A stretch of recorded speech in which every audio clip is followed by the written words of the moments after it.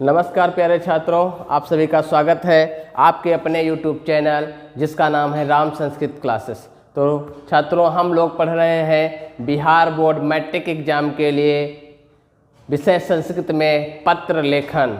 तो छात्रों, इस वीडियो से पहले हम लोगों ने 3 पत्र लेखन पढ़ लिया है। आज एक पत्र और लेखन और लेकर आए हैं जो है विद्यालय के वार्षिक उत्सव का वर्णन अपने मित्र के प्रति करना, यानी मित्र को करना हो तो कैसे लिखेंगे, या यही पत्र अपने पिताजी को लिखना हो तो कैसे लिखेंगे, या यही पत्र है यदि अपने माताजी को लिखना है तो कैसे लिखेंगे। जैसे दे दिया मित्र को लिखना है तो कैसे लिखेंगे, सेम वही रहता है, कुछ स्थान पे कुछ परिवर्तन कर देते हैं तो वहाँ पर माताजी हो जाता है, और कुछ स्थान पे थोड़ा थोड़ा परिवर्तन कर देंगे तो पिताजी को हो जाएगा।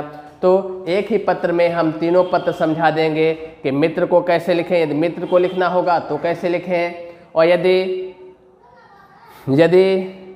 पिताजी को लिखना है तो कैसे लिखें, यदि माताजी को लिखना है तो कैसे लिखें। तो आइए पहले बताते हैं मित्र को कैसे पत्र लिखें अपने विद्यालय में जो वार्षिक उत्सव हुआ है उसका वर्णन करते हुए। तो सबसे पहले जैसे हम बताए थे कि यदि मित्र को पत्र लिखना है तो वहाँ पर सबसे बात हो जाएगी प्रिय मित्र, सादरम नमस्ते। तो आइए यहाँ पे लिखा जाएगा प्रिय मित्र और फिर लिखा जाएगा सादरम नमस्ते।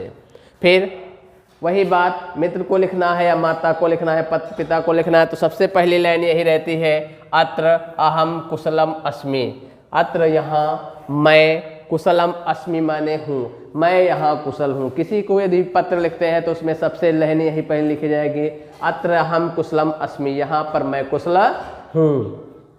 आशा अस्ति, आशा है, भवान अपि, आप भी, तत्र कुशली भवेत, वहाँ पर कुशल होंगे, यानी मैं यहाँ पर कुशल हूँ और आशा है आप भी वहाँ पर कुशल होंगे। समाचार अयम अस्ति, समाचार यह है, यत की गत सप्ताह है, पिछले सप्ताह। यदि हमें आगामी सूचना देनी होती है तो गत की जगह पर लिखेंगे आगामी, दिनांक है निश्चित है तो दिनांक, सप्ताह है निश्चित है तो सप्ताह है। तो यदि आने वाली सूचना देनी है तो आगामी, और यदि बीत चुकी है सूचना तो गत। ध्यान दीजिएगा, गत सप्ताहे विद्यालय से वार्षिकोत्सव, वार्षिक उत्सव माने वार्षिकोत्सव, आसीत माने था, विद्यालय में वार्षिक उत्सव था।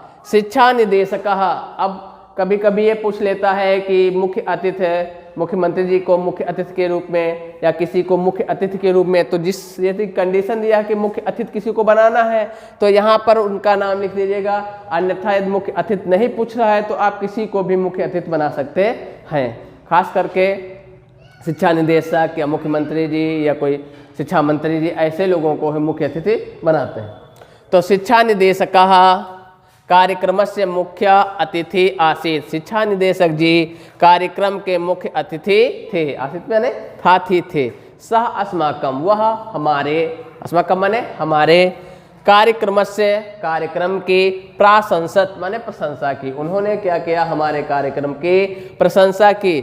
और सह योग्यभ्य छात्रेभ्य, और उन्होंने योग्य छात्रों के लिए पुरस्कारान माने पुरस्कारों को, अपि माने भी, दत्तवान माने दिया, और उन्होंने जो विद्यालय के योग्य छात्र थे उनको पुरस्कार भी वितरित किया।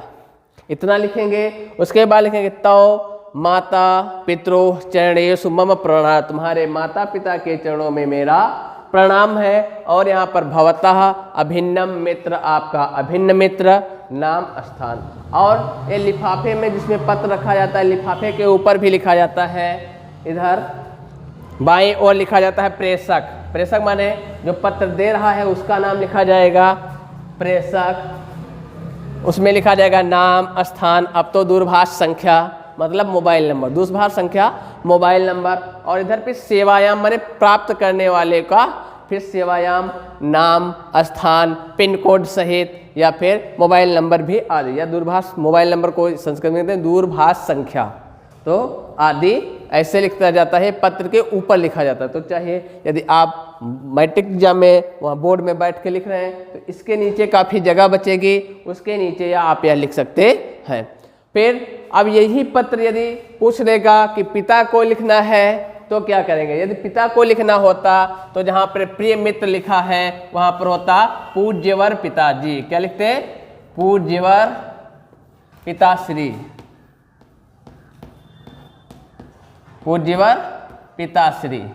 यहाँ पे लिखा सादरम नमस्ते तो उसकी जगह पर लिखते प्रणामः। क्या लिखते? प्रणामः।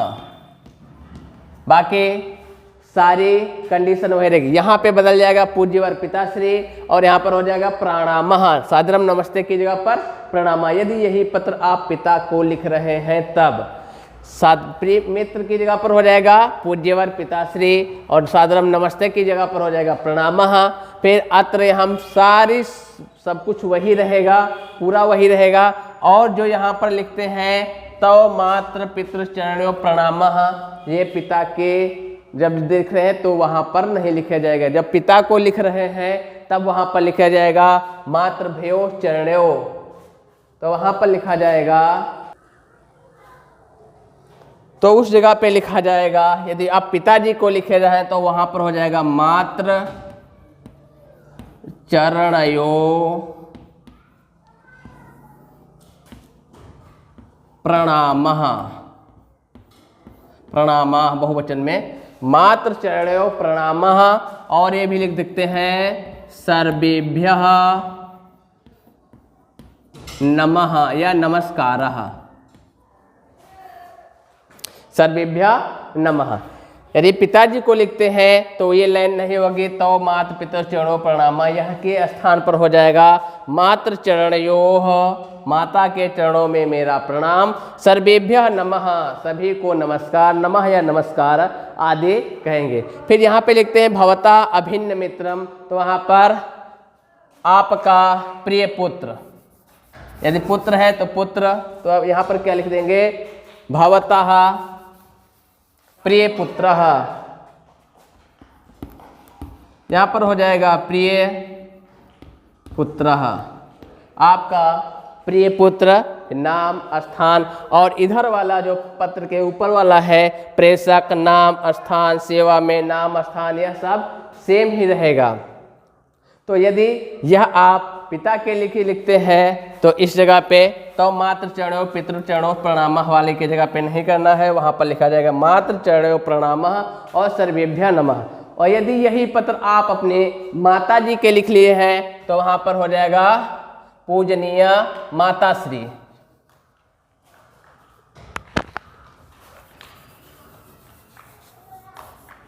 तो यहाँ पर हो जाएगा पूजनीय माताश्री।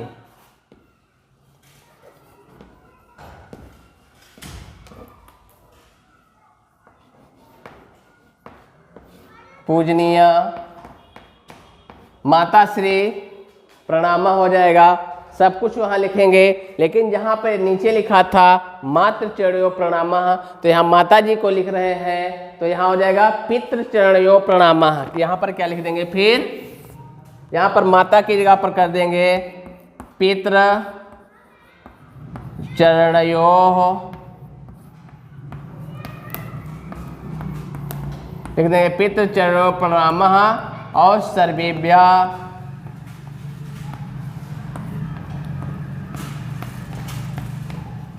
नमस्काराः, सभी के लिए नमस्कार। और भवतः प्रिय पुत्र वहाँ भी रहेगा। और यदि कोई छात्रा लिख रही है तो वहाँ पर प्रिय पुत्र की जगह पर प्रिय पुत्री करेगा, बाकी सब सेम रहेगा।